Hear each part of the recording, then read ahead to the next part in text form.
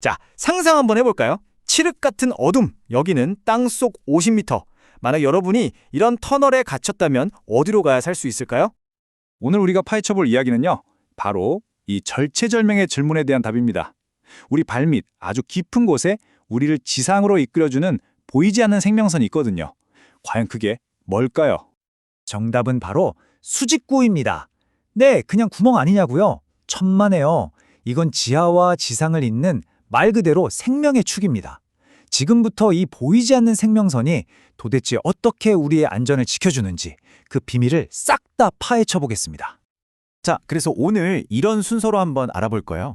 먼저 깊은 지하 공간이 왜 그렇게 위험한지 그 근본적인 문제부터 짚어보고요.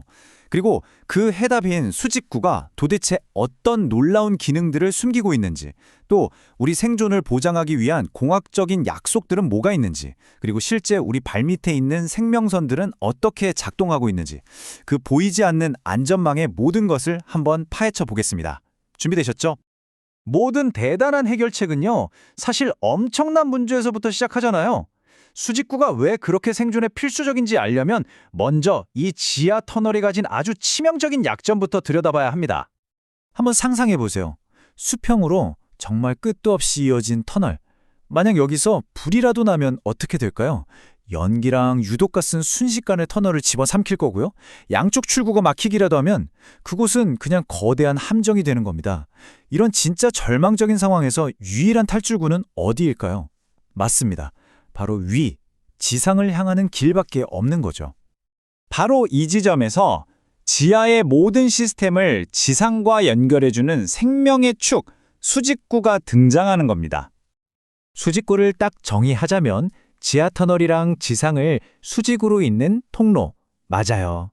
근데 이게 그냥 비상계단이라고 생각하면 정말 오산입니다. 사람과 공기는 물론이고 전력, 통신 같은 도시의 혈관들이 전부 일로 지나가거든요. 그러니까 지하 세계의 핵심 허브이자 지상과 소통하는 인터페이스라고 할 수 있는 거죠. 이 비유가 정말 기가 막힌데요.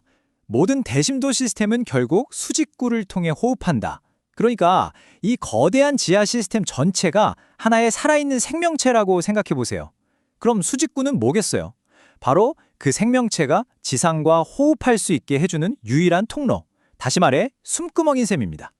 자, 그럼 이 숨구멍이 구체적으로 어떤 놀라운 기능들을 수행하는지 지금부터 하나씩 뜯어보겠습니다. 가장 중요한 기능, 뭐니 해도 생명의 길을 열어주는 거죠. 터널에서 쾅 하고 사고가 났다. 그럼 사람들은 일단 가장 가까운 피난 연결 통로로 막 달려가요. 그럼 어디로 가느냐? 화재나 연기로부터 완벽하게 보호되는 특별한 공간, 바로 세이프존입니다.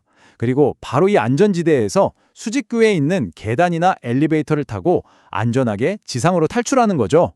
그러니까 수평으로 피해서 수직으로 탈출한다. 완벽한 생존 시나리오가 만들어지는 겁니다. 이 표를 보시면 수직구가 얼마나 다재다능한 녀석인지 한눈에 딱 들어오죠. 대피 기능은 물론이고요. 평소에는 신선한 공기를 불어넣어주고 불이 나면 유독가스를 쫙 빼주는 환기랑 제연 기능, 이게 또 핵심입니다. 그리고 전력선, 통신 케이블, 소방 용수관이 지나가는 길, 그러니까 설비 통로 역할도 하고요. 유지보수 하시는 분들이 드나드는 통로이기도 하죠. 마지막으로 이 모든 걸 담고 있는 구조물 자체가 지진이나 화재에도 끄덕없이 버텨줘야 하는 건 기본 중에 기본이고요. 사람의 생명에 달린 구조물이잖아요. 당연히 설계할 때 이 정도면 되겠지 하는 감으로 만들면 절대 안 되겠죠. 철저한 데이터와 경험에 기반한 아주 엄격한 안전 기준을 따릅니다. 이건 어느 한 나라의 약속이 아니라 국경을 초월한 인류 공통의 약속 같은 거예요. 나라마다 기준이 조금씩 다르긴 한데 목표는 똑같습니다. 바로 생존 확률을 최대로 끌어올린다, 이거죠. 예를 들어 한국은 거리랑 시간을 엄청 강조해요. 터널 어디에 있든 500m 안에는 이 생명선이 있어야 하고 골든타임 15분 안에 대피를 끝내야 한다, 이런 식이죠. 반면에 미국 NFPA 기준 같은 경우는 공간에 좀 더 집중해요.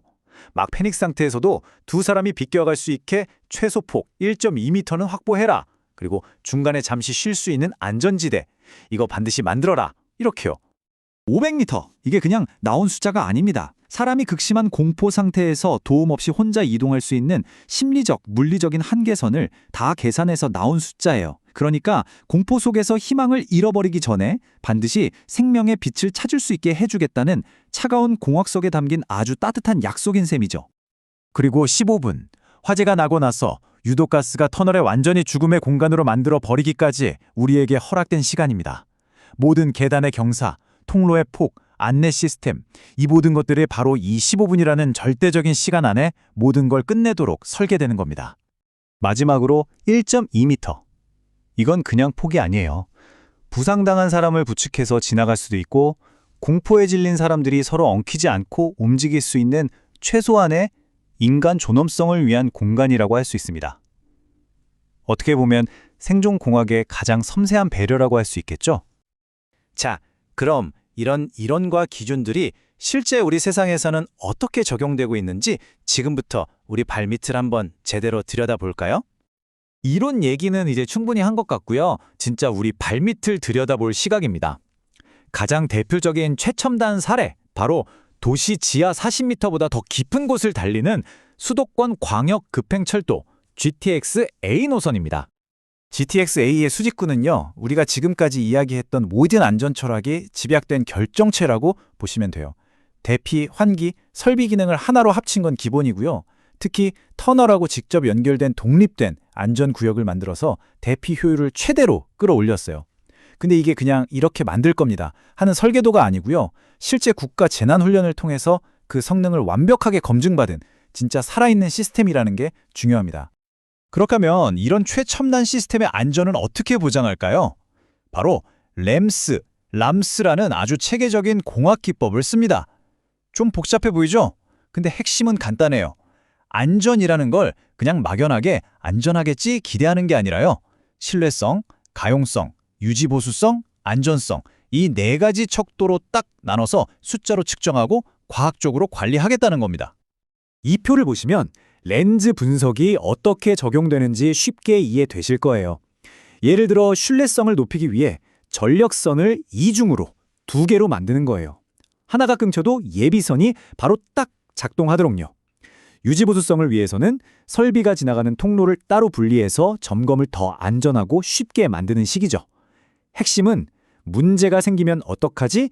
이게 아니라 애초에 문제가 안 생기게, 그리고 혹시 생기더라도 즉시 대응할 수 있게 미리 다 설계에 반영하는 겁니다. 자, 지금까지 우리는 땅속 깊은 곳의 아주 복잡한 공학 기술을 살펴봤습니다. 이 모든 복잡한 설계와 엄격한 기준들은 결국 단 하나의 목표, 하나의 개념을 향하고 있습니다. 자, 오늘 이야기에서 우리가 꼭 기억해야 할 핵심 딱 3가지입니다. 첫째, 수직구는 그냥 건축물이 아니라 우리 도시의 생명선이다. 이 관점의 전환이 정말 중요하고요. 둘째, 대피, 환기, 설비, 이 모든 기능들이 따로 노는 게 아니라 생존이라는 하나의 목표를 위해 유기적으로 통합된 시스템이라는 것. 그리고 마지막으로 이제 안전은 믿음의 영역이 아니라는 겁니다. RAMS 분석처럼 과학적인 방법으로 증명하고 관리할 수 있다는 사실이죠. 다음에 여러분이 지하철을 타거나 긴 지하 터널을 지날 때 한 번쯤 이런 생각을 해보시면 어떨까요? 지금 내 눈에는 보이지 않지만 바로 이 발밑에서 정말 정교하고 복잡한 안전 시스템이 24시간 내내 단 한순간도 쉬지 않고 우리의 생명을 지키기 위해 조용히 작동하고 있다는 사실을 말이죠.